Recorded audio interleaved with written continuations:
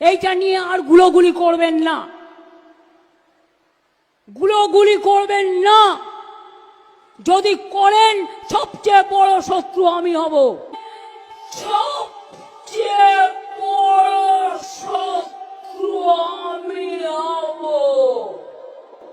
উনি স্টেজ থেকে বললেন কি ওয়াকাফ নিয়ে গুলুগুলি করবেন না।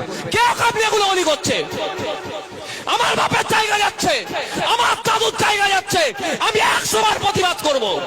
আপনার পছন্দ হলে এই রাজ্যে থাকবেন, না পছন্দ হলে চলে যাবেন উড়িষ্যাতে, চলে যাবেন ঝাড়খণ্ডে, চলে যাবেন বিহারে। বলার সাহস পাচ্ছ কোথা থেকে? এ আপনাদের মতো লোকেদের জন্য, আপনাদের মতো লোকেদের জন্য মমতা ব্যানার্জি কথা বলার সাহস পাচ্ছে। লজ্জা করছেন আপনাদের? লজ্জা করছেন আপনাদের? মুর্শিদাবাদের মতো জেলাতে দাঁড়িয়ে, যেখানে সংখ্যালঘু সমাজের মানুষ প্রায় 70%, ওখানে দাঁড়িয়ে এই ওয়াকাফ দিয়ে যেভাবে খিল্লি করলো, পেলে কোথা থেকে সাহস? আপনারা দিচ্ছেন, জানে দুধেল গাই পকেটে ভরে রেখে দিয়েছি, ভোটের দিনে 500 টাকা দেবো, বিজেপির একটু ভয় দেখাবো, ভোট তো চলে আসবে। এই হচ্ছে আপনাদের দুরবস্থা।